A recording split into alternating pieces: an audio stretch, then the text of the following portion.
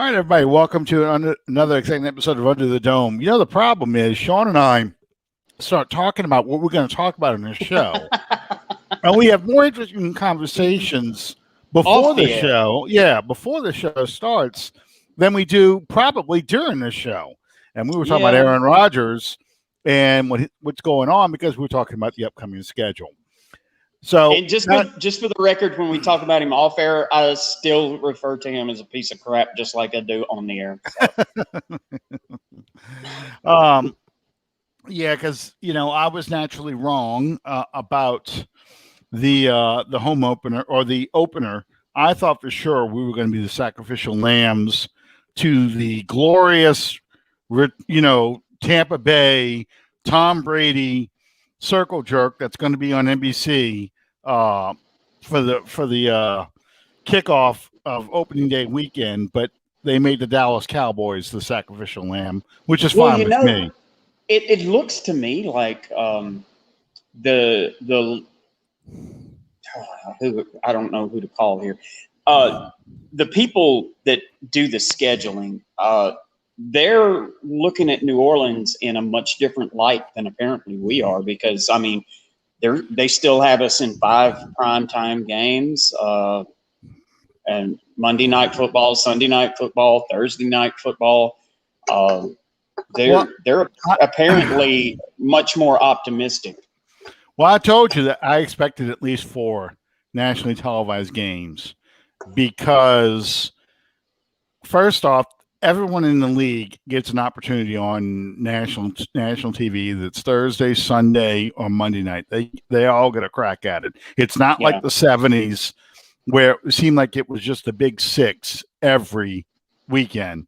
On Monday Night Football, Dallas, Pittsburgh, Minnesota, Miami, Oakland, it was always those teams filled up the Monday night schedule. It's not like that anymore.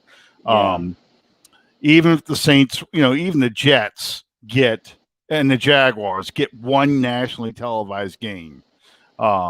It may be the most miserable game you've ever seen in your life, but they get a game. But they had to do it against each other, though. Yeah, but I'm saying, we have 5. I wish that guy all the luck. Wilson, is that his name for the Jets? Oh yeah, Zach Wilson. From BYU. Yes, I wish him all the luck in the world. It had to be disheartening to be drafted by the Jets, though. Well, I wish the Jets would go back to the 60s looking jerseys they used to wear prior to going back to the 70s and 80s looking jerseys that they wear today. I like the Joe Namath era look. I don't like the green pants. Burn those green pants. I hate the green pants. I like the white pants. Wear the white pants with either the green jersey or the white jersey with the green accents on it. Just stick with the 60s stuff, But I'm like that. I hate most of the jerseys they have out today. I think that the dumbest looking one is Atlanta. You couldn't even put Atlanta on the front. You just put ATL. Come on. Well, that's hip hop culture. That's the ATL is hip hop culture, just like the NBA. With all the stuff they put on the NBA jerseys today and stuff, and I don't like that either.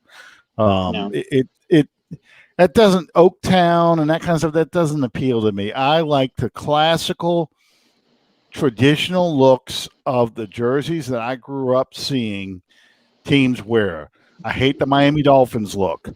I like the Don Shula, Bob Gracie, Larry Zonka, that era look to the jerseys, white on white with the big stitched numbers and that stuff. I love that. I can correct myself. Probably the dumbest looking one, and it may seem like piling on here, but I think the dumbest looking uniforms out there is Tampa Bay with that alarm clock number on it. They got rid of those. They went ironically, they went back to the jerseys they won the Super Bowl in, the Pirates of Pewter Pants, and that I liked it better. That looked better. And the big flag on the helmet, that looked better. You know, I don't want them to go back to the creamsicle in I Bruce loved that. The creamsicle uniforms? That. Oh God, they're painful to look at. Man, that was cool though. That's the Yuccaneers era, you know. Well, they sucked, but I mean, the uniforms looked cool though. No, the Atlanta jerseys, I would prefer them to be in, but I hate seeing it. Is their 70s look with the gray pants, the white jersey, the red numbers, and the red helmet. You know, I hate it, but it's probably their best look. Just like the 49ers, I got to give them credit when they went back to the Joe Montana, you know, Bill Walsh 80s look. That's their best look.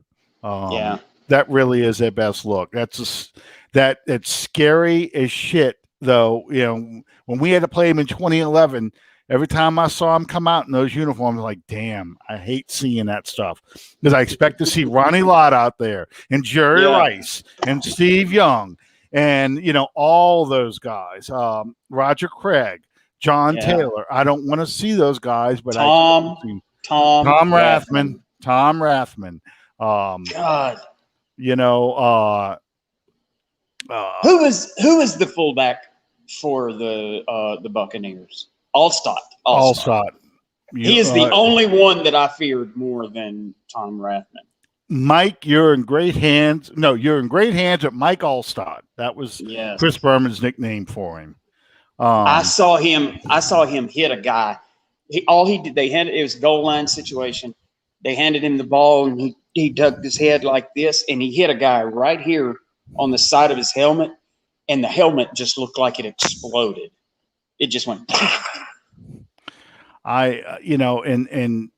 That's why, like the Raiders, the Cowboys, the Packers, they pretty much have stayed with that. The Colts, they have pretty much stayed with that look throughout their existence, and I'm fine with that. I mean, they've had some changes over the years, little modifications, but basically it's the same look, and I like that. I don't like the Steelers numbers. I like the way they looked in the 70s.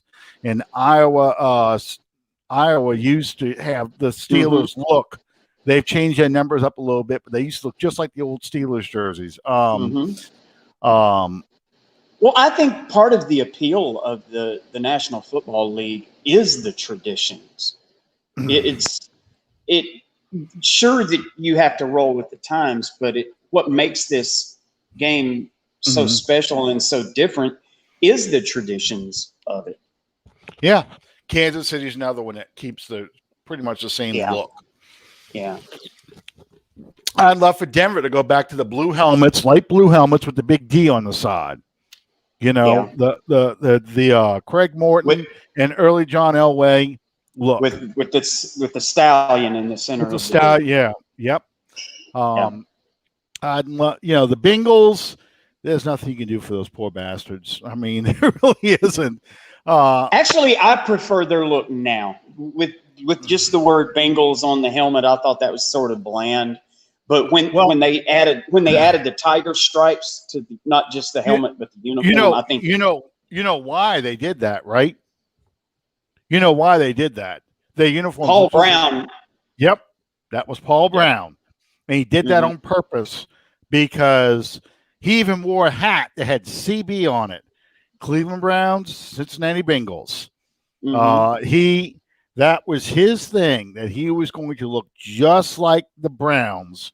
And the Browns got pissed off, and they were, Art Modell was screaming, "You got to make them change. They're copying our uniform." And Paul Brown's like, "Who invented that uniform first? Who invented that look first?" So I loved seeing the Browns Bengals game. My dad used to drive my dad crazy. He's like, "You can't tell one team from another out there." But I like that. And I like the Browns wearing the all white uniforms on the road. And you wear the brown shirt with the orange pants at home. I like that. Yeah. That was the Browns to me, the Bernie Kosar era Browns.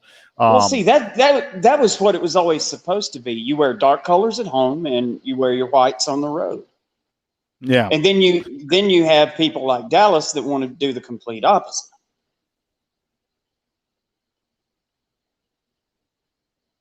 Yes, indeed. I agree completely. This damn thing just blinked out on us for a second. But that was Dallas's thing. That's how they were gonna stand out. They were gonna wear they believed in the navy blue jersey jinx. Yeah. Because it seemed they lost Super Bowl V, and all their major losses were always when they wore the navy blue jerseys. So that was Tom Landry and Tex Strand believed the jinx. To talk to Calvin a minute. I don't like the white helmets for the Saints. I would prefer a black helmet with gold trim if the Saints were going to change up anything. You want to see the helmet from 1969? They only wore it for a preseason game. The black helmet with the gold fleur de lis, and they ended up giving that to that ended up going to a taxi squad minor league semi-pro football team. Ended up getting those helmets from the Saints. It was like the Saints Farm Club. I don't even understand that, but it was a semi-pro team that players used to come out of. In fact, we got our second coach from a semi-pro team, the Richmond Roadrunners. So that was J.D. Roberts. But it he wasn't ready. No. I just there's very few teams I think that have improved their look. Now I like the Giants going back to although I like the Bill Parcells era Giants uniforms, I did like them going back to the 60s uniforms they wore for a while. I like for Detroit to go back to their uniforms they wore in the 70s and early 80s, the Billy Sims era jerseys and stuff. I like that better because the silver was much stronger in those. That's the problem with the Lions. I think they're too Honolulu blue. That's the color of blue they had. And I think it's too blue. You need that silver breaking it up. And the numbers need to be silver and bigger, that kind of stuff. It's just that's just me. I'm trying to think who has improved their jerseys in the modern era. The Rams are hideous. The Rams need to go back. The Rams were ugly. That's an ugly logo. They need to go back to the 70s and 80s era, Eric Dickerson era Rams uniforms. Yes. I like the powder blue. I do like what they've done to the uniforms. That's fine. Because I like the 60s era look, the AFL. The Bills have gone back to their old uniforms, so that looks good. It's just that we'll never go. Well, I don't know. Tom Benson's dead. Tom Benson hated the gold jerseys. So Deacon Jones wore the white era uniform. They had the white helmet, blue and white helmet. Because the Fearsome Foursome was when they were blue and white. They brought the blue and gold in the 70s. So although I love to listen to Deacon Jones talk, Patriots, yes. Go back to the red jerseys with the old guys, the old Patriot hiking football. I don't have a problem with the scheme that they have for their uniforms now, but I would like to see them go back to using the white helmet with the Patriot on it. And I just love the red. I'm always a fan of red. So,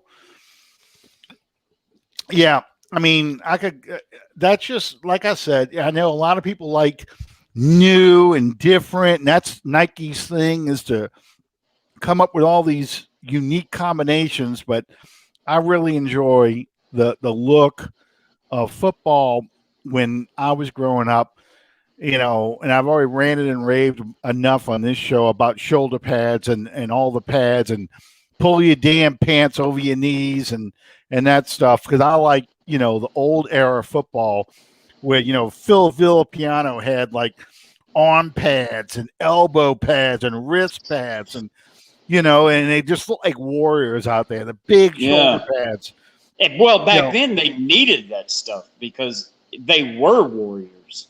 Now it sounds like I'm complaining, and I'm really not. But if you're comparing the two, football now and football then, it really, really is such a watered down product from what it was in the 70s and maybe the early 80s. It's a speed game, not a power game anymore. It's not about power. It's about speed. Yeah. Now, there's a team, the Eagles. Jerry's bringing up the Eagles.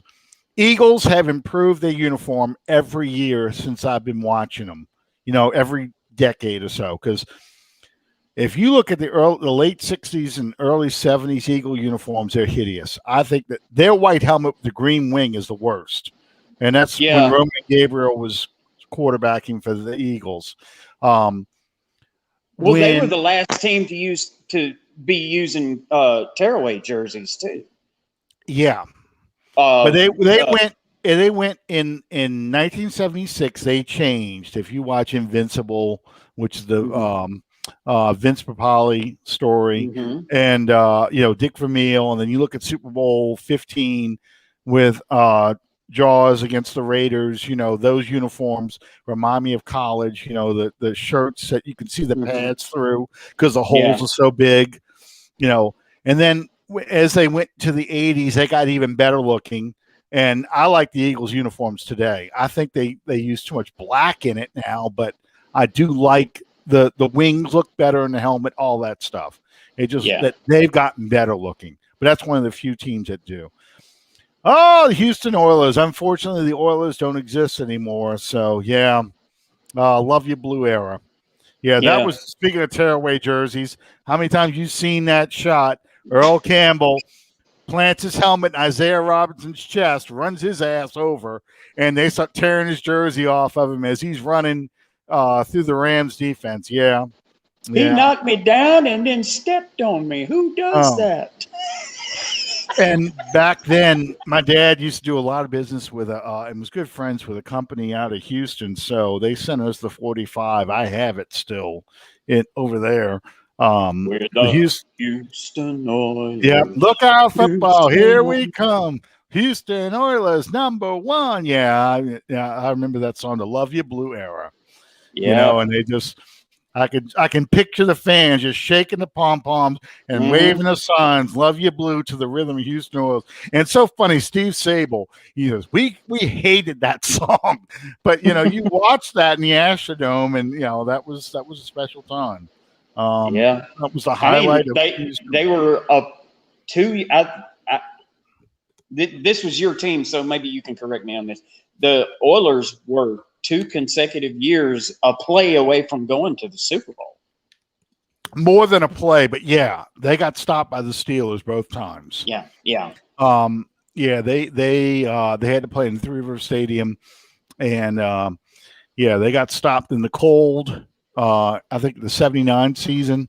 That's the one with Terry Bradshaw and Sports Illustrated sliding on his ass in the puddle. He's coming towards the camera. Yeah. And then the other, in the 78 one, I think, is the Mel Renfro game. Yeah, that's the one I was thinking of. Yeah, that's 78. He caught that ball. Yeah, he did. He caught it in bounds. Yes, he did. Yeah, my brother remembers Crazy George. When Bum came to New Orleans, Crazy George came with him. And that's when I learned about sound and physics in the Superdome, because I sat up in the nosebleed at the 50-yard line, high point of the dome, in those seats up against the wall. And Crazy George was down in the plaza and hit the drum, and you're not hearing the sound. He's in the middle of his second swing before the first sound got to me. Yeah. So So, love you blue balls there now. Yeah. So nobody loves them.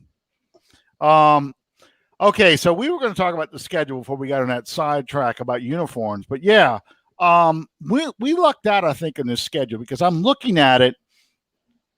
We only have, you look in the month of December, and January, because we now play into the second week of January. Month of December, we host the Cowboys at home. You go to the Jets. That's your one cold weather game. Then you go to Tampa, so you're in Florida. You host Miami and Carolina. Then you go to Atlanta in the Georgia Dome. Well, the Mercedes-Benz Dome. So you don't have any cold weather games in December and January. You host Buffalo Thanksgiving night. So you don't have to go to Buffalo and play in Rich Stadium, which is usually the stadium that's got all the snow. Yeah. You play in Philadelphia before Thanksgiving. Tennessee, 2 weeks after after Halloween. So you're not talking about cold weather. Seattle, you play the end of October, the week before Halloween. So that's likely to be cold, but not like Rich Stadium cold. No snow. You probably have to deal with rain, and that's a Monday night game. So, you play in Seattle on Monday night, so it's not a good game. But you're not talking about really horrible weather compared to if you would play Seattle in January or late December. That would be sleet and snow. Yeah, you go play Washington in whatever FedEx Field, whatever the hell they call that stadium now in Maryland. You play Washington middle of October 10th. So, you don't have in New England in September, Carolina in September. So you're not talking about weather. That was the one thing about the entire schedule that stuck out the most to me is you always look to see when we have to play those difficult games, and they're really the team's not. I'm talking about having to play in bad weather in a bad spot. Yeah, we really didn't have that this year. No, and you don't play three road games in a row. You don't do that at all. You play. You open against the Packers. That's a nationally televised game on Fox, the 325 game. So you get Joe Buck and Troy Aikman. Horse face. Yeah. But you play at Carolina, at New England, back-to-back, both East Coast games, so you only lose an hour. You play Washington, you have a bye week, then you play at Seattle. So it's not like, you're traveling from one coast to the other, but you have a week off in between. So it's not back-to-back weeks screwing you up. You play Tennessee and Philadelphia back-to-back. That's not a bad trip, either one. No. Again, in December, you play at the Jets and at Tampa. So you're playing, again, back-to-back East Coast teams. Then you end the season in Atlanta. So, it's really a favorable schedule so long as we don't screw it up. I mean, injuries aside and quarterback issues or cornerback issues or whatever it may be, it's really a favorable schedule. The only thing I don't like, and I knew this was going to happen, I just predicted it in a different order. We play at Philadelphia Sunday, November 21st. At least that's a noon game. But then you play Buffalo Thanksgiving night at home. Yeah. I was hoping it was going to be the opposite. I was hoping we were going to play a home game that Sunday at noon and then travel to, I didn't want to travel to Buffalo, but, play somebody like, Tampa on the road Thanksgiving night or the Jets on the road at Thanksgiving night or something like that, or even Dallas on the road. I knew we were playing Dallas at home, but I'm saying even Dallas, I would have preferred playing that. And they kind of gave us a break because you host Buffalo Thanksgiving night. You don't play again until the next Thursday. So you kind of have a mini bye. And you play at home against Dallas. So you're not traveling. And you play the Jets 10 days later. So you kind of have a break here with this schedule where you play Buffalo, then Dallas. So you have a week, and then 10 days to travel to play the Jets. And that's when you have to make your playoff push right there. Yeah. So, and here's your national. I'm really hoping that we. I don't expect another 13-win season. No, and I'm not trying to be negative. I'm just trying to be realistic. Yeah. But I hope that we're able to have some continuity in there where we stay consistent. We don't get in a position where we have to get to the end of the season and make that push like we used to. Right. Well, I'm looking, and I promise we're going to talk about the cornerbacks in a minute. I'm looking at every year we have a run in the middle of the season, whether it's week 2, week 3, or week 4, we hit that run where we just have an 8 or 10 game winning streak. Mm-hmm. I don't, that would require us basically to, we'd have to, if we start out well, say we beat Green Bay at home, you have winnable games against the Panthers, Patriots with Cam Newton, Giants, Washington, then a bye, and then you have to go to Seattle. And then Tampa right after that. So, I don't know where this winning streak's going to come because you don't know about how injuries are going to play out. But, then after Tom Brady in Tampa, and we've always been undefeated in October. So that's going to be tough. Giants, Washington, Giants at Washington, at Seattle, and then Tampa. And Tampa's Halloween night, so at home, 3:25 game. So, trick-or-treaters probably have to go trick-or-treat Saturday night. But I don't know if we can do that, have that strong October. And then, after Tennessee and Philadelphia, and the thing with Tennessee and Philadelphia, you don't know what you're going to get. I mean, Derrick Henry, how does that game play out? Philadelphia, who's quarterback in that team? Buffalo's going to be a tough game, even at home on Thanksgiving night. That's going to be a tough game. Dallas, I'm not as worried about. That's a Thursday night game on Fox. Jets, I'm not worried about. I think their defense will be better, but I don't think their offense will be very good. At Tampa, Miami, who knows? Carolina, who knows? Atlanta, who knows? So there's a lot of things that we have to question between now and then. We've had more noon kickoffs than we've had. We don't. We've had more noon kickoffs this year than we did in previous years. We had a lot of 3:30 kickoffs. In fact, we didn't have a noon kickoff last year, I think, until mid-October. I believe you're right. All right. So we signed some undrafted free agents, and we also we had a rookie minicamp this past weekend, but not a real minicamp. It was like an orientation thing where they didn't really do anything but classroom work and kind of show them what our schedule, I guess the coach's schedule. So other teams were having footage of their players out there doing stuff. We didn't have anything going on. We're supposed to start OTAs. The Saints are one of the ones where players are opting out of the OTAs. I hate that. It really bugs me because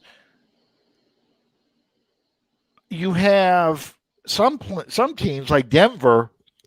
They had a player who was working on his own. He got injured. He got cut. And he's got to pay for his own injury.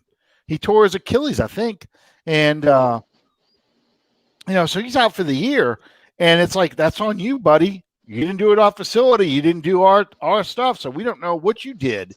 You say you tore your Achilles doing individual training. We weren't here to see this. All we know, Well, you could have fell off a ladder and done yeah. that. Well, to me, you got to get back to the regimen that we used to have. The only way that the team is going to develop chemistry, the only way that the team is going to get stronger, you've got to promote that team mentality, but you have to work together. You're not going to do it individually. I don't believe in that. I don't either. And, the players act like, yeah, we keep ourselves in shape year round. I get that. It's more than that, though. And they don't like what they're pushing back against is the whole voluntary workouts, but they're not voluntary. So they're trying to show that it really should be either make up your mind, make it voluntary or mandatory. But again, this goes back to the kind of game we play today. This is a speed game, not a power game. So it's about space. It's about it's about keeping yourself more in shape and not beating up the other guy in front of you. The training camp today, Hank Stram in 1976 had his players do 3-a-days. Yeah. I can remember in junior high doing 3-a-days. They don't even do 2-a-days anymore. They do 1-a-days. I mean, yeah. If they do 2-a-days, it's like one is shirts and shells. We used to call that, helmet and shoulder pads and jerseys, but shorts and shells. Sorry, shorts and shells. And then they'll do a full padded practice, but everything's so controlled and, it's not that physical compared to the 70s era teams where they were trying to get themselves in shape. So they were just beating the hell out of each other. And I get it. It's you don't want to knock out your own teammate and hurt yourself trying to get ready for the season. But I think it's why tackling looks so sloppy out there. I think it's why teams sort of struggle a little bit in September because we lost because with a 17-game season. We didn't even talk about this 17-game season. You now only have three preseason games. Just like in 1977, you had 6 preseason games and a 14-game season. You now had, when they went to a 16-game season, you went to 4 preseason games. They're now going to 3. And I'm sure when they get their 18th game, they're going to go to 2 preseason games. So, preseason is structured now that you'll probably see the starters probably for about a quarter and a half, maybe against the Ravens, the first game, probably a half, maybe into the third quarter, that second preseason game against Jacksonville. And then the third preseason game is going to be nothing but the guys they want to test. Yeah, the third and fourth stringers, the guys who are fighting for a roster spot, those 1 or 2 guys left. So, it's – I don't know. I don't know how this season is going to play out. And like Calvin's saying, we realistically to a number 3 receiver. We really don't. It doesn't look like anybody's coming either. Yeah. Unless somebody cuts a receiver that they want, I don't think they're going to sign anybody. Same with the cornerbacks. I mean, a lot of fans want Richard Sherman. Don't want Richard Sherman. No. He's got the stink of Champ Bailey on him. And Brandon Brown. I don't think he has a stink of Brandon Browner. No, he's a lot better player than Browner was. He's a lot smarter player than Browner was. But I think that he's, and I hate to say this because I don't really mean it literally, he's used up. That's why I say he's got the stink of Champ Bailey. He got injured last year. Mm-hmm. And he got injured the year before and the year before. Well, just like Champ Bailey with the foot, I think Richard Sherman's body is, and Drew Brees, his body's telling him it's time to retire. You played a great game. Um, you're just not. You don't have the body type. Your body's not built for a 17 game season. At And this I point, think, the only realistic reason that you could justify bringing him in is from the leadership standpoint, yep, and I think you already have that covered with Malcolm Jenkins on the team. right, and I don't think he'd even make it past preseason. I really don't, No, because I don't think I don't think his health would be strong enough. the There's only way that would happen would be if you held him out of the preseason to you've got protect him. And to me though, if you're going to spend money to bring in a veteran corner, you might as well go with the younger guys like Rashad Breeland, like what's that kid named Poole that came from the Jets. Hang on a second. I had these names up earlier, and I accidentally closed that window. Um, I hate this site because they got so many damn pop up ads in it. But Brian Poole, that's his name. He was a good corner. He could probably play outside for a little bit. He's only 28 years old. So, I yeah, mean, but I don't know what kind of money he's looking for, but at this point, I don't think he has much of an option. But Rashad Breeland, I like him from the Raider and from the Chiefs. I think he's got some experience. Steven Nelson, another 28-year-old corner from the Steelers. The Steelers only cut him because financial reasons. These guys aren't household names, but that's somebody you could bring in, and you can survive with him. If you wanted to be petty and bring in an ex-Falcon, Darqueze Dennard. He's been injured a lot. He got hurt last year with a bad hamstring. He's only played one full season, but he's a guy you could probably pick up and just throw him in the mix and see if he stays healthy. If he can't stay healthy, cut his ass. yeah. Just there's just not much. There's not much left out there. You start getting to the old guys like, we talked about Sherman, but Jason McCourty from the Patriots, he's 34. Draker Patrick, 32. And, we just brought back Ken Crawley, who's probably a younger version of Draker Patrick. Yeah. But Bashar Breeland's the guy I kind of like. He's inconsistent, but you can do something. He can kind of do something for you while as your number two guy, as you wait for the rookie to kind of mature and work him in some, and you can kind of move him around. So just options. Let's see how bad anybody's ripping into these guys. Yeah, Calvin, just rolled the rookie card a damn day. Yeah. Well, I'd like to think that them bringing Rip Gadget back, that's Ken Crawley. Yeah. Well, he's gone. Yeah, Crawley. Yeah.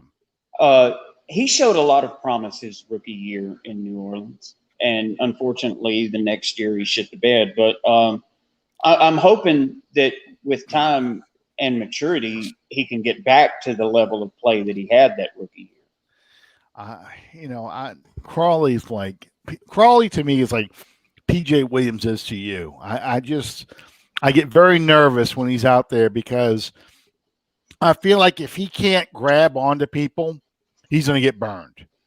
And that's really his cover skill is I can secretly hold on to you and not have people see it. And I think he's just a guy they brought in there just because they need a body. Yeah. They cut kid Trill Jennings, I think his name, Trill Williams, who everybody was real high on from Syracuse, went undrafted. Very bizarre thing. He got cut with a failed physical, and then they tried to bring him back. And I don't know if they tried to bring him back to stash him on IR. I don't know what they were trying to do. but the Dolphins scooped him up. So, yeah, Jerry, I don't know. All I can say is they re-signed Ken Crawley for a body, and he's cheap. Yeah. You know, that's ultimately that's what we're talking about. We're talking about Calvin. Oh my God. Ultimately, that's what we're talking about here. You're talking about cheap players. You know, I made the joke that if Ken Crawley's back, that means Austin Carr, Tommy Lee Lewis, you know, those guys are coming back soon too to fill out the bottom half of the receiving core. Yeah, because I'm very scared of the receiving core. I mean, right now, to be honest, before we get off of the cornerback platform, I think the scariest concept of all is Marshawn Lattimore, because from one week to the next, you never know what you're getting from him. It seems like. Yeah. Lattimore, it's the same issue that we've had all the time. It's like if it's not Mike or Julio Jones or someone of elite caliber, Lattimore gets bored and doesn't focus and plays inconsistently. And he's in a contract year. Honestly, I think they probably sign Ryan Ramczyk to a long-term deal and Marcus Williams, but they signed those two guys to long-term deals long before they signed Lattimore. If it were me, I'd make him earn it on the field. I think, and Calvin's right. I think what's going to happen is Lattimore is going to go, 1 week, he's going to look like an all-pro shutdown corner. Let's look at the schedule here. He'll probably look like an all-pro shutdown corner against the Packers, average against the Panthers and Patriots, all-pro shutdown corner against, which isn't that hard.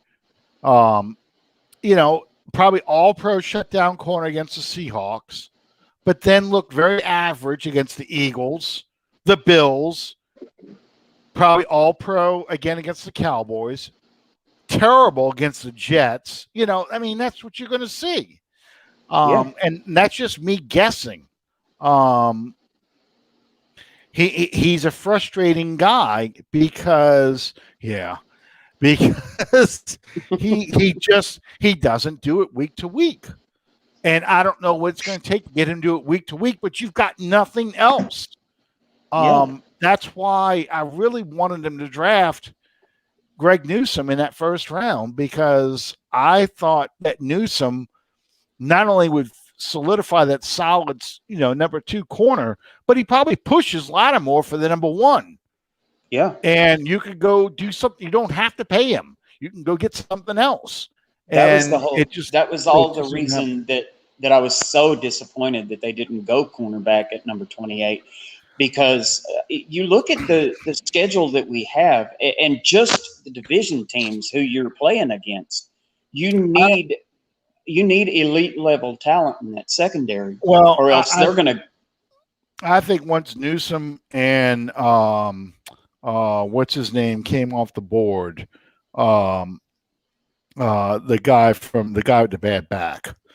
I can't think of his. Virginia Tech kid.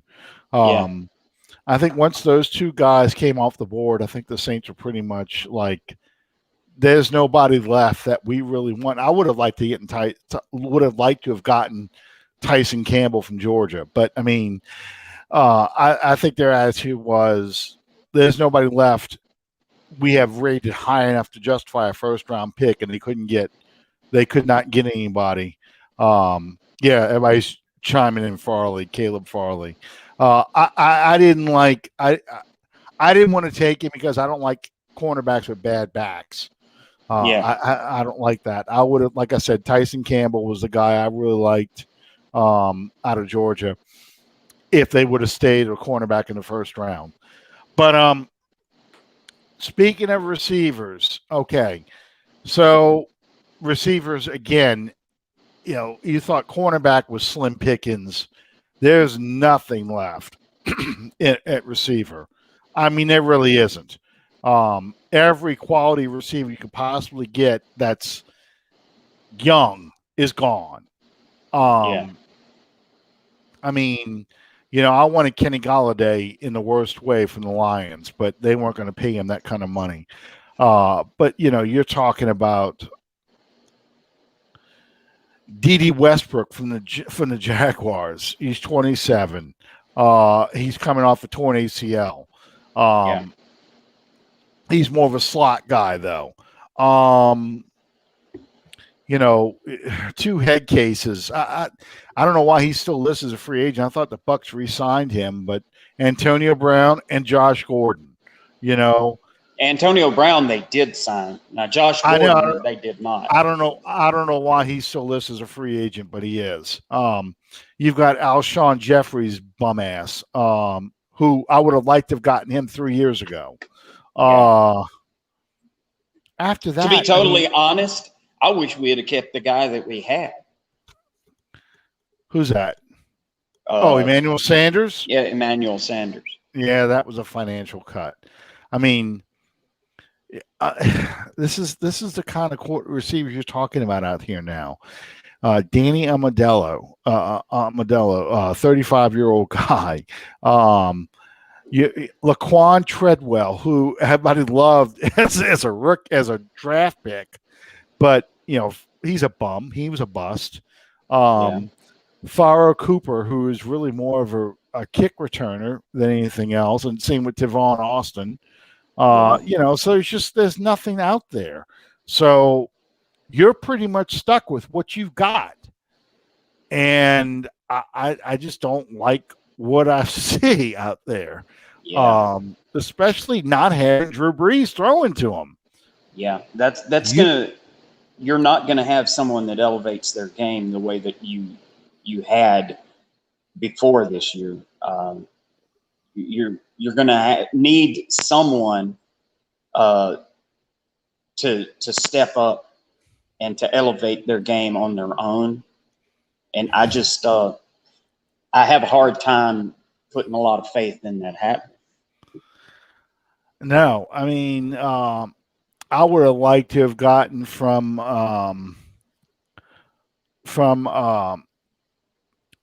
Buffalo. Well, when he came out from the Dallas Cowboys with Cole Beasley, I would have loved to have had him as a slot guy, and he's not there. So you're talking about you're going in probably with Thomas and Callaway as your 1 and 2 receivers, Traquan Smith as your 3, and you're going to count on, Harris, Lil Jordan Humphreys, and this is where I was going to with these receivers. You're talking about now. Yep, you got Thomas and Kamara as your number 1, number 2 receivers. Yeah. You're talking now guys like Jalen McCleskey, who was a Tulane kid, the son of former Saint J.J. McCleskey, as one of your receiving options. We'll have to watch him in camp and see if he makes the team. He's got speed, but I don't know if he's an NFL quality receiver. Calvin, I think what people see in Callaway is that he made the tough catches that Traquan Smith did not, unless Traquan Smith was playing on in a nationally televised game. Yeah, if there was a record to be broken, he played fantastic. Yeah, I think that's what they see in Callaway. I don't know if they're gonna. I don't know if Jimmy Graham. No. Yeah. No. Well, you really don't have a tight end receiver either. You're going with Trotman, who you don't know what he can do yet. The kid Nick Vannett, who they brought back from who they got from the Denver Broncos. He's basically replacing Josh Hill, but probably has a little more ability with my son. We're doing it, Sean. He'll be back. But no, I think when he did what he did, when he left Seattle and he came to New Orleans, and everybody was this is going to happen, and he got on that plane and flew to Green Bay and signed with them. I think he burned some bridges. I really do. I just don't think he has a heart for football anymore. I think he had it with Drew Brees. I think he had it a little bit when he first got to Seattle, but I think he lost it with Green Bay and Chicago, especially. I mean, well, what he found out that I'm not going to lay it all at the quarterback's feet, but the play calling didn't know how to use Jimmy Graham. Oh, no. Payton did. I was really disappointed in how Green Bay used him, and that's why I think his heart for football was gone. I think he was just socking that money away, and was getting ready to retire, and he just hasn't retired officially yet. But where that third tight end is, I don't know. I'm intrigued by the undrafted free agent, the kid. Hang on, I get his name because I've got all my draft stuff here. Dylan Soner, I guess is how you say his name. Soner. I keep looking for the C in his name because it looks like it should be Shoner, but it's Soner. He's 6'7", 270. He is kind of like a raw Jimmy Graham. He's not a massive blocker, but he can run. He can seemingly catch. I'm curious to see how he does his preseason. He's probably a good year away. He's slower than Graham. He's almost 4.8 speed, but he probably is a good red zone target if he makes the team. We have to see how he plays in preseason. That's one guy I'm interested in watching. Another guy we signed. So, that's the receiving core. And I'm really worried about this receiving core because you've got a quarterback, at least one. I think we're going to see a Woodstock kind of situation with I think he's a little more talented than Zach Hilton, Matt. I think he is. I think he's got more potential than Zach Hilton. I'm curious to see how this plays out with these receiving core, and I think you get a Woodstock kind of situation with Winston and Hill. I think Peyton's going to go with Winston. Winston will probably win the quarterback battle and is a starter, but you're going to see a lot of Hill coming in for a lot of different things, especially if he feels like the offense isn't clicking. He would go to Hill a lot to kind of be that spark, run that fake punt and that kind of stuff. But I think with that receiving core, I think that's why you're going to see more of Hill doing the Swiss Army knife thing rather than strictly be a quarterback. But I think you're going to see the Saints try and incorporate his passing a lot more in that kind of Woodstock role. For those of you under 30 who don't know what I'm talking about, Woodstock, David Woodley was the Miami Dolphins quarterback after Bob Greasy in 1980, 81, 82. But they had Don Shula had Don Strock on the bench. Strock wasn't good enough to start, but Woodley would start, and if Woodley struggled, they put Don Strock in. And fans started calling it Woodstock, because you knew it was only a matter of time before he came in. And, of course, the most famous game, the greatest game I ever saw, non-Saints game, David Woodley started against the San Diego Chargers in that 81 playoff game, and Chargers got up 28-0. And Charlie Joyner said, You don't do this to a Don Shula team, man. Not in the playoffs, not in the Orange Bowl. It doesn't happen. They're going to pull Woodley and put Don Strock in and watch what's going to happen. Yep. Sure enough, that's exactly what they did in the hook and lateral play that tied the game at halftime. So, yeah, it was yep. So that I think you'll see that kind of stuff go on. And with the receiving core being the mess that it is, I think they're going to try and incorporate Taysom Hill more as a receiver too. You know, I'm worried they're going to try and do more with the kick returner right now. I can't Deontay Harris, but I think he's just too small. I think he can't take the punishment to be an every down receiver. Yeah. I don't know about Brandon Coleman anymore. Hey, real quick, we were going to talk about this. I wanted to bring there's two more things I want to talk about, but Tim Tebow, speaking of Taysom Hill, Tim Tebow is going to try and make a comeback in football. Yeah. This time as a tight end in Jacksonville, playing for Urban Meyer. His college coach. Yeah. How do you look at this? Well, to be honest, on one hand, I think he's got a bonus in the fact that he's trying to play for a coach that knows him better than any coach that he ever had the opportunity to play under since. As an athlete, you need to bear in mind that since he left the NFL, or since the NFL left him, he's been a professional baseball player the whole time. And a sports announcer. Yeah. Can he do it? I don't know. I have no frame of reference when it comes to Tebow. His last meaningful start was in the playoff game in 2011 when he beat the Steelers.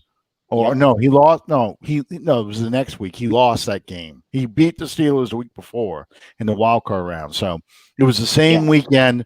Unfortunately, in overtime. Yes, it was the same weekend. Unfortunately, as the Saints losing to the 49ers in the 2011 at the end of the 2011 season, when Vernon Davis was breaking all of our hearts. So you're talking 10 years now. 10 years. Yeah.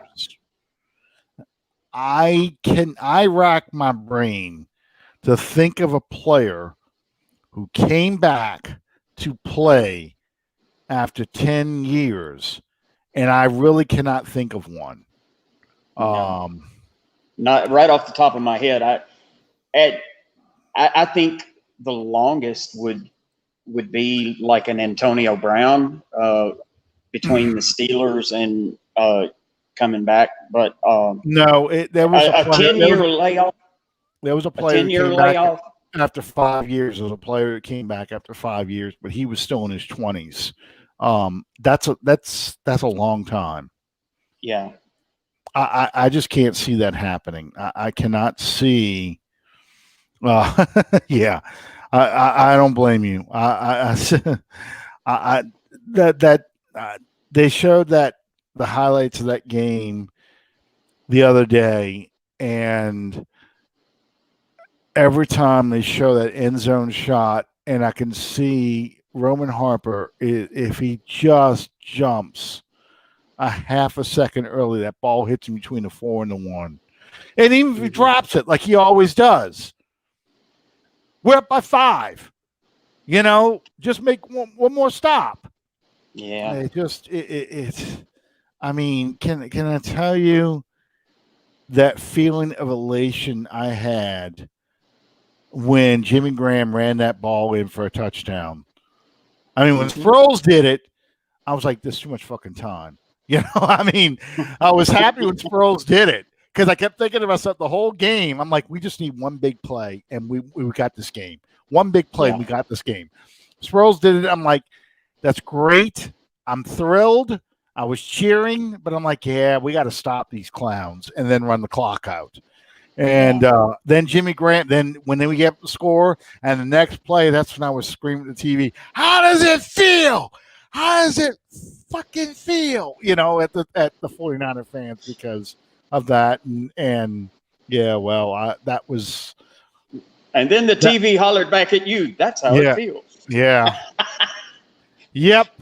Same spot that Terrell Owens caught the touchdown pass against the Packers in the playoffs, and he was crying after that because he dropped so many passes that game. Same exact spot on the field. Same end zone, everything. And that's why, those 49er jerseys give me – it doesn't matter how bad they suck. I see those jerseys, and I see Joe Montana, and I see Steve Young and all that stuff, stuff I talked about earlier. So anyway, but back to Tebow. I think this is a PR stunt. I really do. Urban Meyer's trying to get fans in the seats, fans excited. You've got the gender fluid Trevor Lawrence. Have you seen the meme where they flip the faces and put Trevor Lawrence's face on Mac Jones's head? And they took Mac Jones's face and put it on Trevor Lawrence's. You haven't seen that? Yeah, and Trevor Lawrence at Mac Jones's face actually looks very feminine and somewhat attractive. It's very disturbing. Trevor Lawrence is the ugliest girl I've ever seen in my life. That's why they put Mac Jones's face on, and it's a bizarre face. Bizarre. Every time I see Trevor Lawrence, I start looking for Scooby-Doo. Geez, Scoob, we could have a salami and ice cream sandwich. It's always some nasty combination like that, with sardines. Yeah. Where's the Scooby Snacks? Yeah, that was Casey Kasem's voice. Did you know that? Everybody should know that. Yeah, Casey Kasem would do the voice of him, Robin, which I always loved hearing the Scooby-Doo movies where they had Scooby-Doo and how the hell did we get on this thing? But Scooby-Doo and Batman and Robin, and Shaggy and Robin had to talk to each other. And the voices were the same actor. So that's always look. Hannah's laughing. Yeah, but anyway, it's just going to be that's why they did it though. They're trying to get fans excited. I don't think Tebow even makes the team. I think you just find out. I can honestly say that I wouldn't be surprised either way that it goes. I mean, I was more. He's not in a position. He's not in a position where he would even remotely be vying for the starting job. Right. But if you're putting an ass every 18 inches, it's hard to argue that. Well, and that's just it. And I think that's ultimately what they're trying to do. But I think he retires in preseason or retires after the first few practices because at 30, in learning a new position like that, I mean, he should have, like people said, Taysom Hill does what Tebow should have done. But Taysom Hill's a better athlete and a better passer than Tebow. I've been amazed at since Taysom Hill has joined this team, just exactly how much he has progressed. No, I heard this on another podcast, and this person was absolutely right. When Taysom Hill catches the ball, he looks like a receiver. When he runs with the football, he looks like a running back. When he does a kickoff return, he looks like a kick returner. He runs like a kick returner. He does not run like a quarterback playing these positions. Yeah. So, when he goes out and throws the ball, his mechanics don't suck. I mean, I think he's late throwing the ball. I think he pats the ball too much before he throws it. But I think, you look at Tebow throwing that football, it's almost like a shot put when he throws it. Yeah. His arm is way out here. His elbow's cocked out. The ball's not in close. He doesn't have a tight release. Taysom at least has a tight release. And it's a good spiral. Tebow just looks like when you used to play football with your parents, when your dad would come out there and throw footballs with you.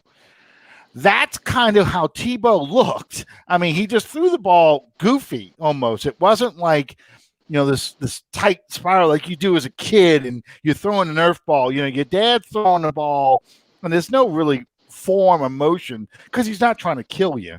He's throwing to a kid, but that's kind of what it's like. So, Taysom is just, he's a better passer. He's faster than Tebow. Tebow's like a 4.7, and Taysom Hill's probably the fastest person in the Saints roster. He runs I think Deontay Harris may be the only one faster, but he runs like a sub 4.4, so it's just, no,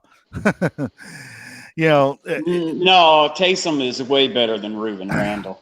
I haven't seen Gridiron Heights cartoon about Taysom, but one last thing I want to talk about before we have to go, because I know you got to go soon. Yeah.